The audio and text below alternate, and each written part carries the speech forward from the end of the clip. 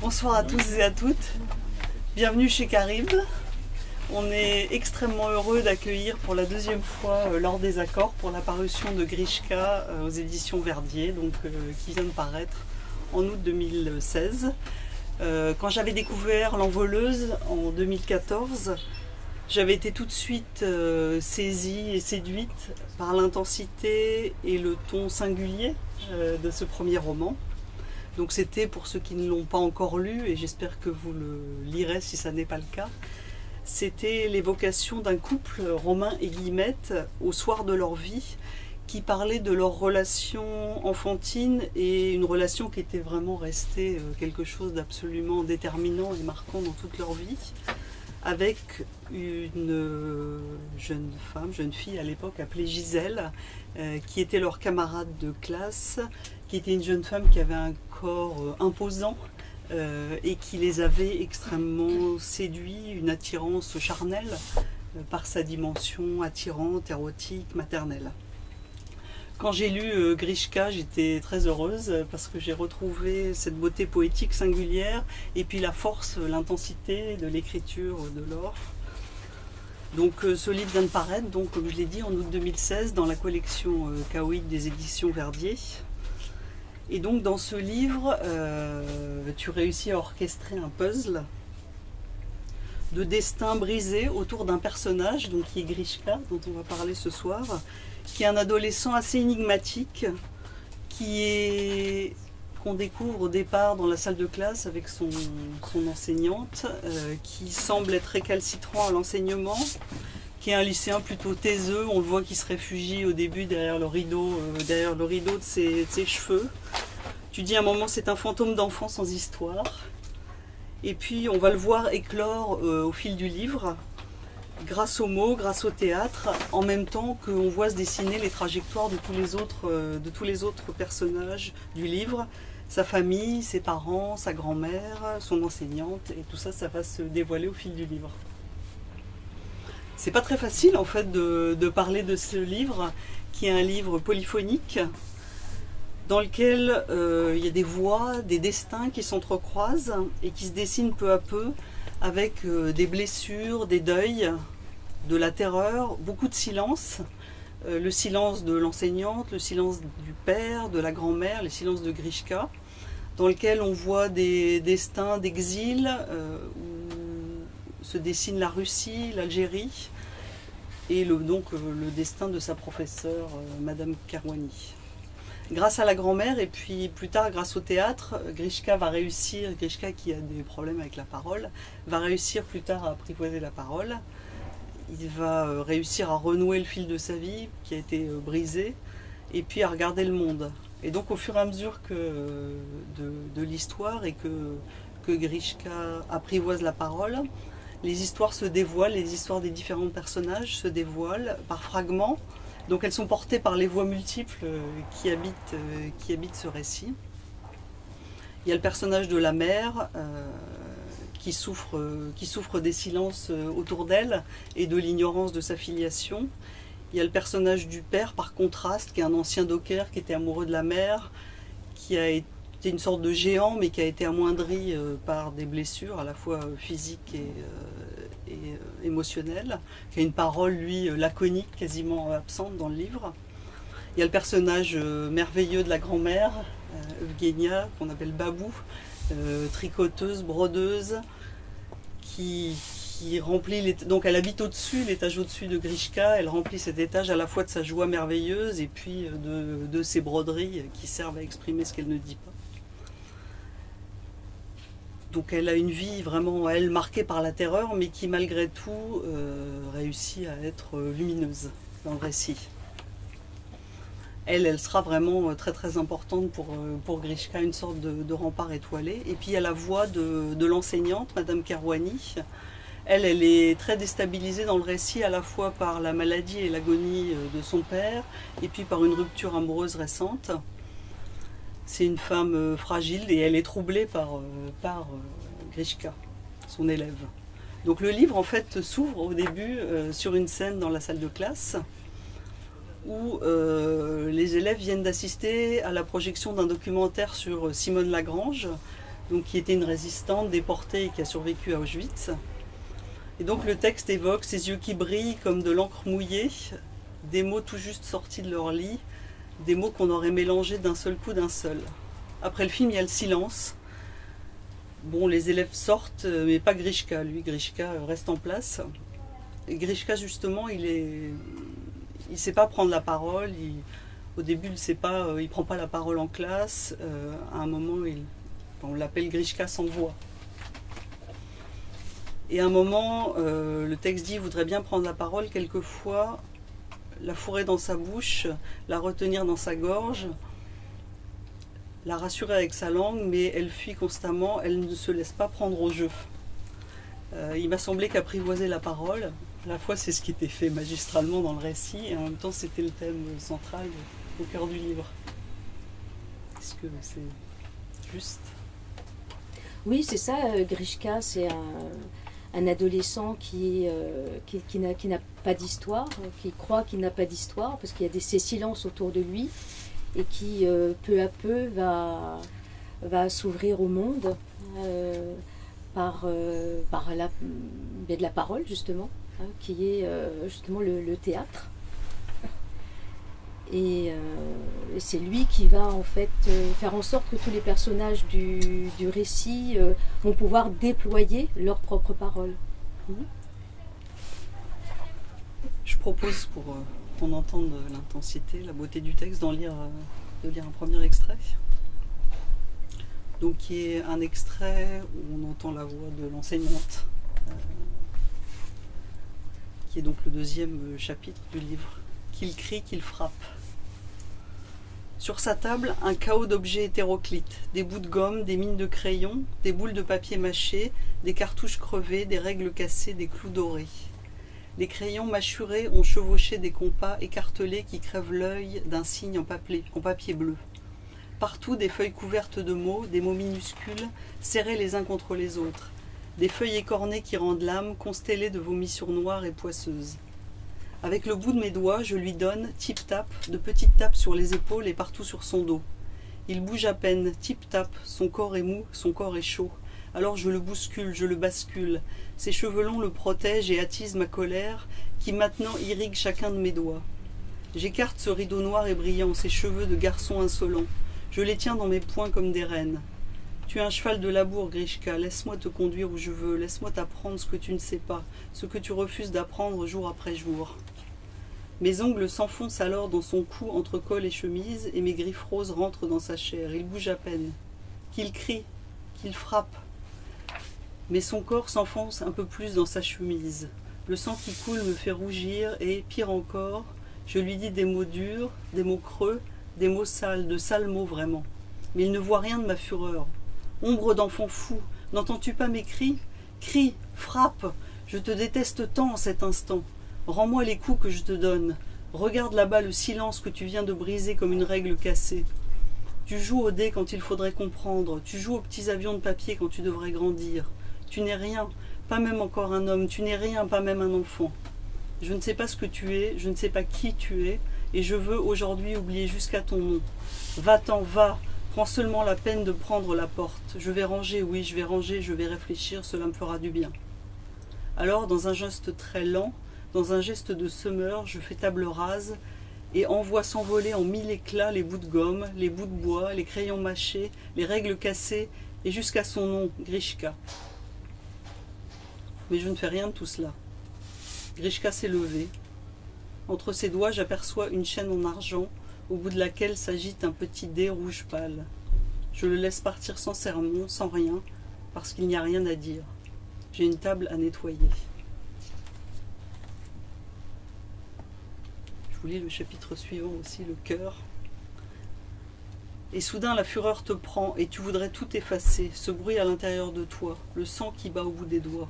L'enfant a brisé le silence, la règle est cassée, la belle affaire. Prends garde au temps qui vient de passer là-bas, entre tes rideaux blancs. Prends garde aux enfants fous qui portent leur ombre sous leurs bras.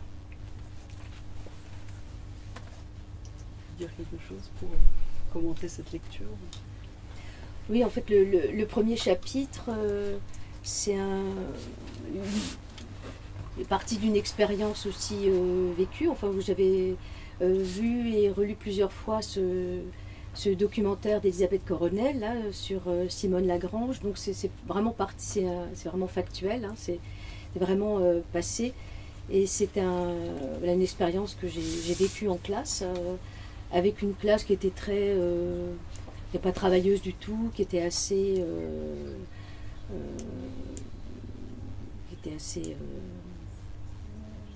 qui était pas très, voilà, pas très travailleuse. Et après ce documentaire, il y a vraiment eu ce silence dans la classe, ce respect, et quelque chose s'est passé, et toute l'année a été un peu différente. Voilà. Et puis avec des élèves que j'ai vus peut-être grandir un peu plus, changer au fil de temps à partir de cette expérience-là. Donc c'était, alors peut-être pas le point de départ, mais en tout cas c'était, voilà, je voulais commencer par ce chapitre-là, avec cette expérience en classe. Alors il semblait que les silences disaient le respect, mais disaient aussi la difficulté de la transmission, en particulier donc dans les expériences des différents personnages dans le livre, quand on se rapproche d'une expérience du mal radical. Donc il y a le silence des élèves dans la classe qui voient le documentaire de Simone Lagrange, enfin, sur Simone Lagrange. Il y a les silences du père blessé dans le récit. Il y a les silences de la grand-mère, donc elle compense en brodant. Il y a l'exaspération de la mère qui, elle, n'en peut plus des silences de ceux qui sont autour d'elle. Donc j'aurais bien voulu qu'on évoque ensemble ce thème de la transmission et de la difficulté de transmettre. Oui, alors pour revenir au premier chapitre, c'est vraiment, il y a la parole de Simone Lagrange, mais aussi ses silences. C'est-à-dire que c'est une femme absolument formidable qui fait passer vraiment beaucoup de choses et qui a une grande bienveillance. C'est-à-dire que c'était pas du tout, voilà, quelque chose de mortifère. Elle dégage une vie, et bon, c'est une femme qui a une vie assez extraordinaire, puisqu'elle est passée par les camps d'Auschwitz-Birkenau, et elle a réussi ensuite à s'en sortir par l'insolence, par les mots, et ça avait beaucoup frappé les élèves. Et donc elle fait des interventions comme ça en classe.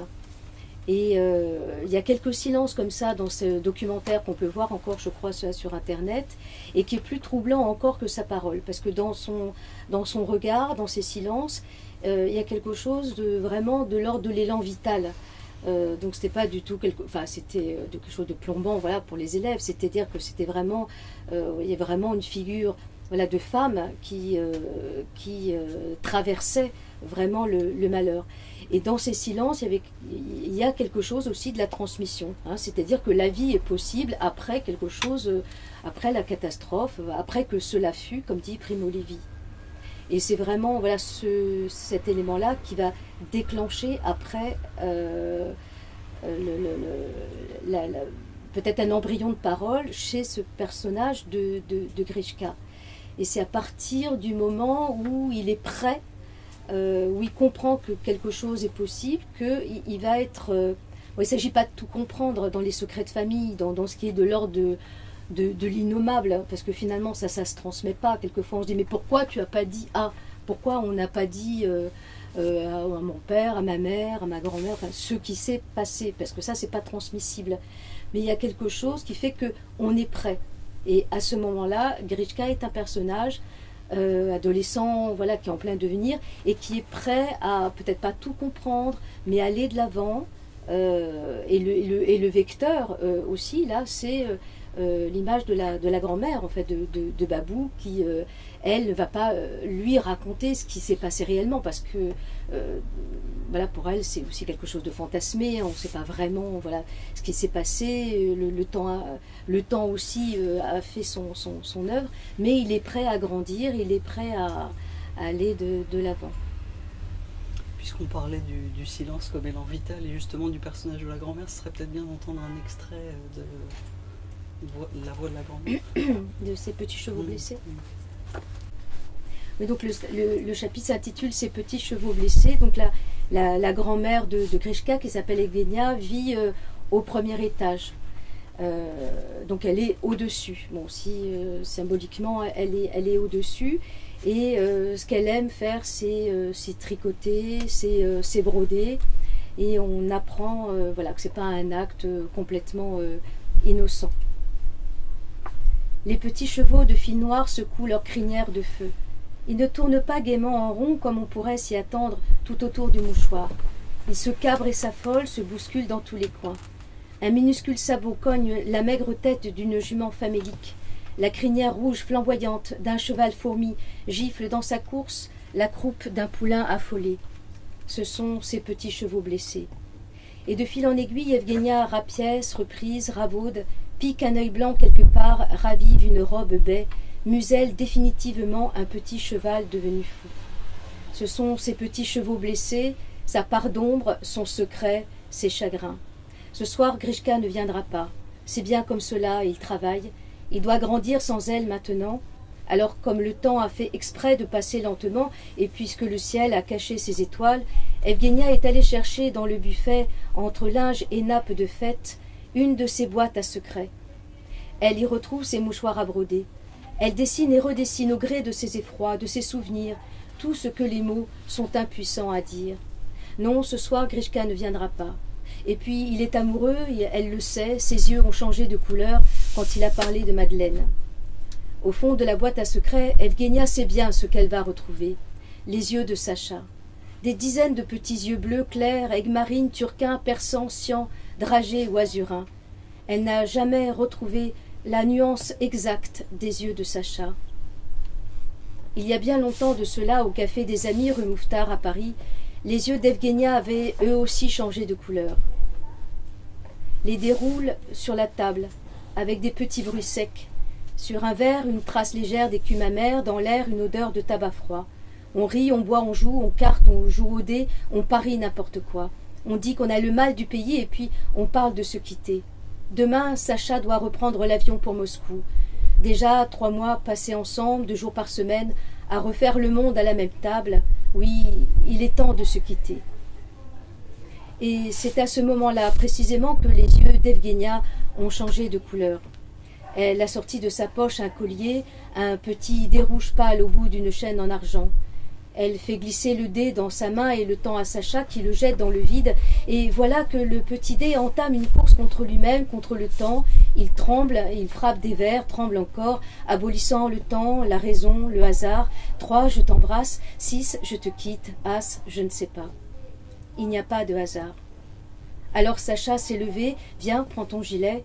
Et voilà que quelques minutes plus tard, elle la cache contre le flanc de l'église Saint-Médard, et dans le soir encore tout violet de nuages, elle l'embrasse comme une femme amoureuse. Dans sa chambre sous les toits, elles se sont aimées tout simplement comme cela, heureuses et nues, le corps traversé de lumière, le corps bleui par les baisers. Au matin, Sacha avait attaché au cou d'Evgenia la petite chaîne en argent, et elle était partie rejoindre son amant, son merveilleux amant, au bord de la Moskova. Alors, on a déjà entendu deux chapitres. Ce qui est très très beau dans le livre, c'est la construction qui est comme un puzzle, une marelle polyphonique. Il y a des monologues, il y a le chœur, la voix d'un narrateur, et puis les fragments de l'histoire sont comme ça instillés peu à peu. Il y a aussi des ponts à franchir par le lecteur, des trous à remplir, en tout cas des ponts à franchir. En même temps, c'est d'une très grande intensité. Donc j'aurais bien voulu que tu nous parles à la fois de la construction du livre, de la manière dont tu avais orchestré le montage de ce récit, et puis des différents lieux qui émaillent le livre, ce qu'on vient d'entendre dans l'extrait, donc la Russie qui est le pays d'origine de la grand-mère, puis plus tard on entendra l'Algérie qui marque l'histoire de Madame Karouani, l'enseignante. Oui, peut-être dire un ou deux mots sur les lieux. Là, c'est vrai que avec la Russie, j'ai pas de lien personnel particulier. Ça fait simplement écho à des récits qu'on m'a fait, à des expériences qu'on m'a relatées. Et puis, c'est vrai que d'emblée, je cherchais, enfin, sans trop chercher, le nom du personnage. Alors, je sais que pour certains écrivains, les noms n'ont aucune importance. Enfin, là, c'est pas le nom qui va faire le personnage. Mais c'est vrai que j'étais D'emblée, le nom de Grishka s'est imposé à moi, plus pour sa sonorité. C'est vrai que là, elles sont voilà, sans lien particulier. Voilà, parce que le A, c'est voilà, pour beaucoup, je crois que quand on est professeur de lettres ou quand on aime la poésie, pour tout le temps, le A, c'est le A noir de Rimbaud. Enfin, il y avait quelque chose de très sombre. Et puis un début de mot comme ça qui est assez inconfortable, ce gris, voilà. D'ailleurs, dans le premier chapitre, quand le professeur, Madame Kerouani, s'énerve contre cet élève qui est irrespectueux, qui ne parle pas, enfin elle est plutôt énervée contre elle-même, elle s'en veut de ne pas pouvoir transmettre, de ne pas avoir l'écoute qu'on veut avoir. Et donc c'était vraiment Grishka, Krishka. Et donc le correcteur avait corrigé 2 fois Grishka. Je dis bon, bah alors peut-être qu'on ne va pas bien comprendre. C'était vraiment... donc j'étais partie de ce mot-là. Donc la Russie, voilà, avec des récits que j'ai, voilà, qu'on m'a fait, et puis voilà, il suffit que quelqu'un vous raconte une histoire aussi avec ses silences, avec ses ellipses, hein, avec ce qu'on est aussi, pour que ça vous séduise et puis que ça vous embarque dans une histoire. Donc voilà pourquoi la Russie. C'est aussi un lieu fantasmé, hein, sans doute. Voilà, très loin. C'est un exil aussi métaphorique. Hein, c'est l'ailleurs. Et puis ensuite le rapport à l'Algérie. Voilà, c'est plus personnel. Il y a un chapitre que je lirai peut-être plus tard sur le père de Madame Kerouani, qui est né à Tipaza, qui vient en France. Qui a quitté et son lieu d'origine et son Dieu et voilà et toute son enfance. Donc il y avait à la fois la Russie, à la fois l'Algérie avec Tipaza, et puis tous ces personnages vont se retrouver dans une ville du Nord, au Havre, qui est une ville qui m'a séduite, hein, par sa poésie aussi, voilà, et parce que je connais un petit peu la région. Et alors le début de ta question, c'était sur le montage, sur la construction. Alors voilà, comme je voulais, voilà, après l'envoleuse, ça s'est vraiment fait très rapidement, cette histoire-là, si je puis dire. Travailler voilà, sur le rapport de l'adolescent au théâtre, à ce que le théâtre peut voilà, apporter, peut libérer comme parole, le théâtre comme art qui est vraiment toujours voilà, une mise en scène du désir, hein, en fait. Donc le chœur, c'est à la fois voilà, la voix de cette petite voix qu'on a souvent en soi, qui nous dit les choses, et puis qu'on n'écoute pas, à laquelle on n'obéit pas, et qu'on dit non, je ne t'écouterai pas. Enfin, voilà, c'est cette petite voix-là. Et oui, bien sûr, c'est le chœur tel qu'on peut le trouver dans la tragédie grecque. Hein, voilà, de toute manière, de façon modeste, hein, c'est le chœur qui est la voix de la raison, qui explique, qui intervient, qui va susurrer à l'oreille, à l'âme des personnages ce qu'ils sont, et puis le chœur qui va consoler. Mais je l'ai plutôt conçu voilà, comme une voix qui vient en contrepoint de certains chapitres pour, pas forcément faire une pause, hein, puisque c'est un récit quand même très court, mais qui va finalement ramener les personnages vers quelque chose de plus... de plus vital, enfin, pas de s'enfoncer comme ça dans une histoire personnelle, morbide, enfin voilà, laquelle on ne pourrait pas ressortir. Et c'est vrai qu'en écrivant le premier vers, enfin le premier chœur, je vais dire le premier vers, mais le premier vers aussi, je suis revenue un peu aussi enfin pas revenue, mais en tout cas à la poésie. Hein. C'est vrai que c'est aussi un peu une métaphore de l'écriture, hein. On écrit avec ce qu'on a lu, ce qu'on a tellement lu et tellement ressenti. Hein. Le premier chœur, c'était vraiment, pour moi, c'était Prévert, puisque c'est vraiment le premier auteur, voilà, que j'ai découvert à 4 ans. Donc c'était qui a beaucoup écrit sur voilà, sur l'enfant, sur l'exil, sur les malheurs de l'enfance, enfin sur l'incommunicabilité, et puis aussi quelque chose de très gai, aussi quelque chose de très léger. puisqu'on parlait de contrepoint, et de ce contrepoint et des voix aussi, une des choses que j'ai beaucoup aimé dans le récit, c'est les histoires des différents personnages, des grands-parents, enfin de la grand-mère, des parents, celles de l'enseignante aussi sont des histoires dures, parfois terriblement noires. Et celle de Grishka est aussi dure au début, mais à la fois c'est un personnage pivot. Et ce que j'ai trouvé très beau, c'est qu'il incarne le futur et puis il incarne toutes les potentialités de l'écriture, des mots, du récit. Par ça, voilà, il est à la fois un pivot, il est extrêmement aussi le pendant lumineux du récit. J'ai trouvé ça très beau. Oui, Grishka, c'est celui qui va advenir grâce au théâtre, grâce à la poésie. Mais c'est vrai que très curieusement, ce par quoi il est attiré, c'est par la violence. On en parlera peut-être tout à l'heure, mais c'est vrai que les premiers rôles qu'on lui propose, c'est Caligula, donc c'est quand même le tyran, hein, c'est aussi cette violence et en même temps, voilà, de soif, de désir de l'impossible. Hein, et puis cette pièce qu'ils sont en train de jouer en classe, de monter en classe, qui est Roberto Zucco de Coltès, là aussi avec un assassin d'enfants qui fait écho. Alors après, on s'est aperçu un peu plus tard, puisque dans le roman, il y a au début de cette histoire, voilà, très, très violente, une violence faite à une femme, d'un viol, hein, voilà, aussi qui a une origine aussi un peu personnelle, enfin factuelle, d'une histoire que j'ai entendue, hein, avec toujours cette histoire de dire mais pourquoi on ne dit pas, pourquoi on cache, et encore 2-3 générations après. Donc c'est vrai qu'il y a des ellipses, il y a un récit qui est assez court, mais qui va traverser finalement des générations, puisqu'on on passe d'une grand-mère à une autre, et on arrive au petit-fils. Donc vraiment, on saute les générations, sans dire réellement ce qui s'est passé, mais cet enfant, enfin ce jeune homme de 17 ans, est prêt à comprendre certaines choses, et c'est-à-dire à ne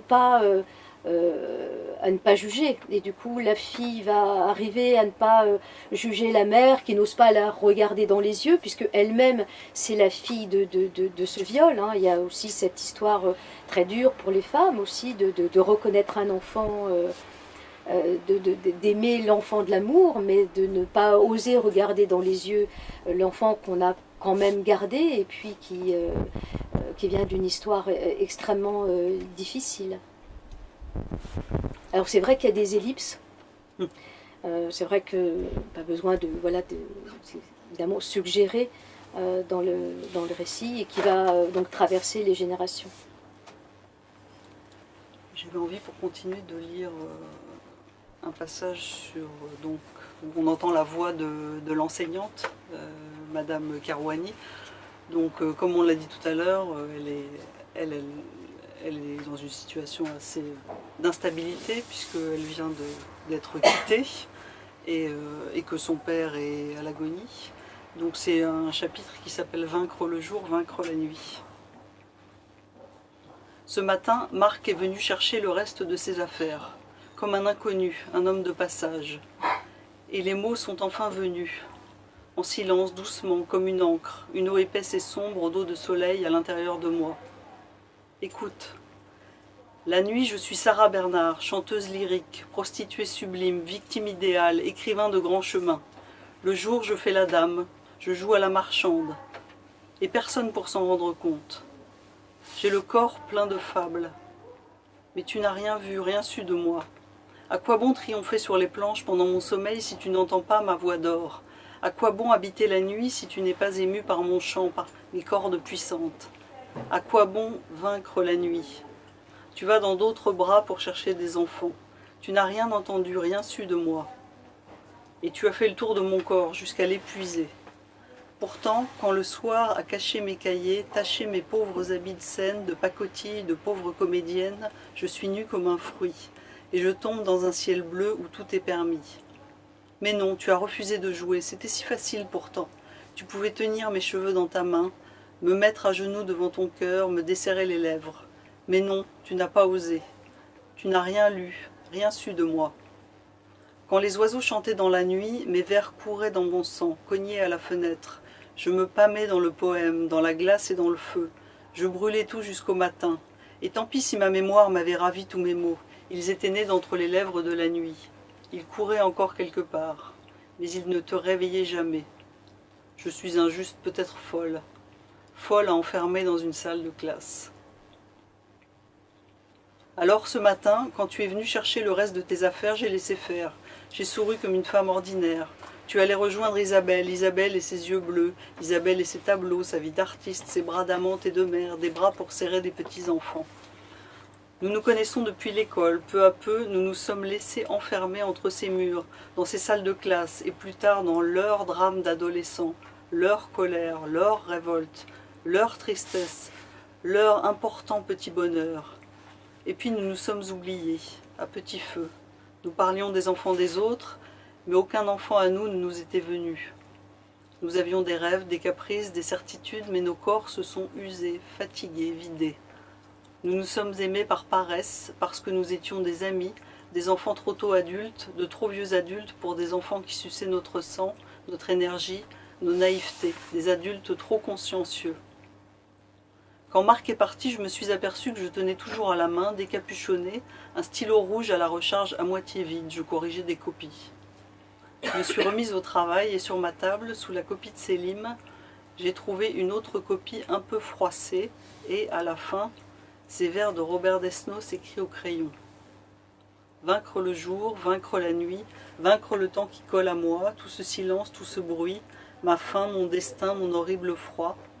Vaincre ce cœur, le mettre à nu, écraser ce corps plein de fables pour le plonger dans l'inconnu, dans l'insensible, dans l'impénétrable.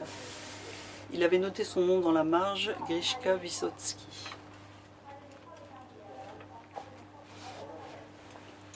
Est-ce qu'on peut évoquer le rôle de ce personnage particulièrement, Madame Kerouani?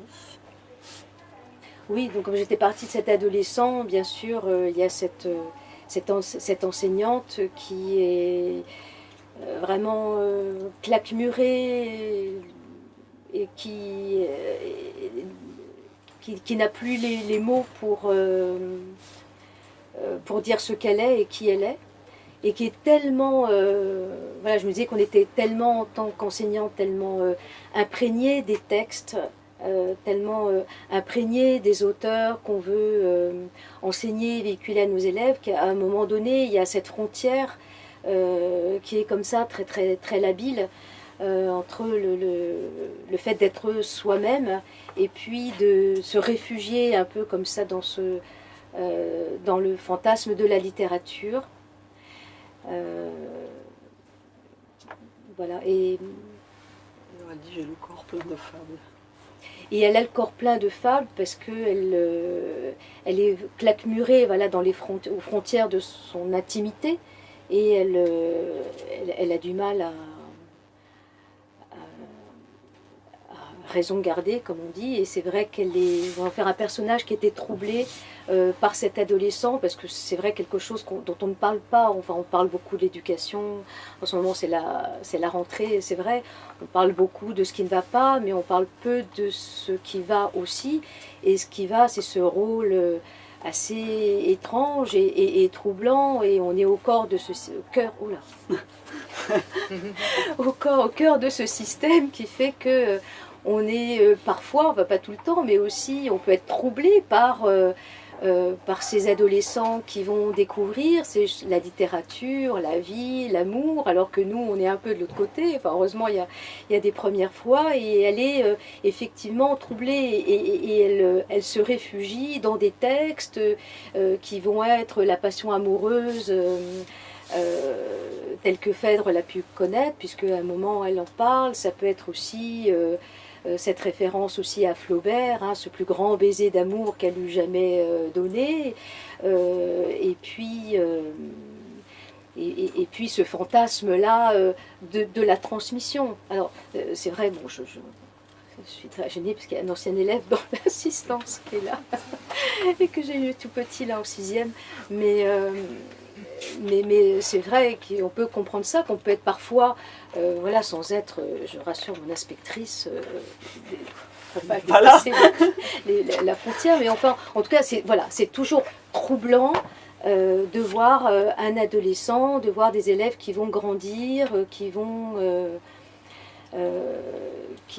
découvrir des choses. Voilà, c'est de toute façon troublant. Et ce personnage, bien sûr, est en manque d'amour, en manque d'affection, et elle a devant elle de jeunes hommes. Hein, voilà. Mais c'est complètement fantasmé, bien sûr.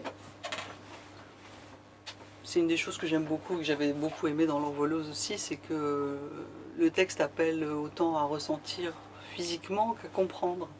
Comme le théâtre, qui est le lieu à la fois des mots et de mise en scène du corps. Là, ça passe par le corps, par le désir. Quand on pense à la belle étymologie de ce que c'est que le désir, hein, ça vient des idées russes, je crois, là, en latin, c'est l'étoile, hein, voilà, on se détourne de l'étoile, mais voilà, après, pour mieux l'appréhender, c'est pas juste une coquetterie, je pense, littéraire au début, quand Babou lui montre les étoiles dans le ciel à Grishka, elle dit, bon, il y aura toujours quelque chose, une étoile quelque part. Voilà, c'est pas juste une posture poétique ou littéraire, c'est que vraiment il peut y avoir encore du désir pour grandir. Et en cela, le théâtre permet d'être soi-même, et tout en étant quelqu'un d'autre. Et c'est ce qu'il va peut-être découvrir, puisqu'il s'amuse en disant moi je vais être Caligula, tu comprends, je vais être un tyran. C'est aussi en étant Roberto Succo, parce qu'en sachant que lui, il peut jouer mieux que Yacine, enfin dans le livre, auprès de cette jeune fille dont il est amoureux. Et en appréhendant les grands textes, mais avec ces grandes tragédies en même temps, ils sont tout neufs. Alors comment rentrer dans des personnages qui sont tellement sombres, tellement vieux, enfin au sens de riches d'expérience. Donc ça, c'est quelque chose qui est possible à un moment donné. Parce que c'est le moment. Enfin, c'est pas un peu comme Montaigne, parce que c'était lui, parce que c'était moi, c'est parce que c'est le moment à ce moment-là que quelque chose peut arriver. Je ne sais pas si j'ai bien répondu. Est-ce qu'on peut en entendre un dernier extrait? Peut-être celui de... Le dernier, c'est... à perte de vue, à perte de... oui, il y a d'autres chapitres dans le livre où Madame Kerouani est au chevet de son père qui va mourir. Elle dit au début qu'elle n'a pas peur de mourir, mais elle a peur de vieillir, elle a peur de la mort de son père, elle a peur de la folie aussi. Et puis là, c'est le moment où elle est... on termine sur un chapitre qui n'est pas très gai, à l'enterrement de son père. Et le titre, donc à perte de vue, à perte de vie, est emprunté à un poème d'un poète algérien qui s'appelle Henri Créa, qui a écrit un recueil de poèmes qui est extrait du Le ravin de la femme sauvage. J'ai enterré mon père hier. Il repose, comme on dit, auprès de ma mère dans le caveau de famille au cimetière de Gien.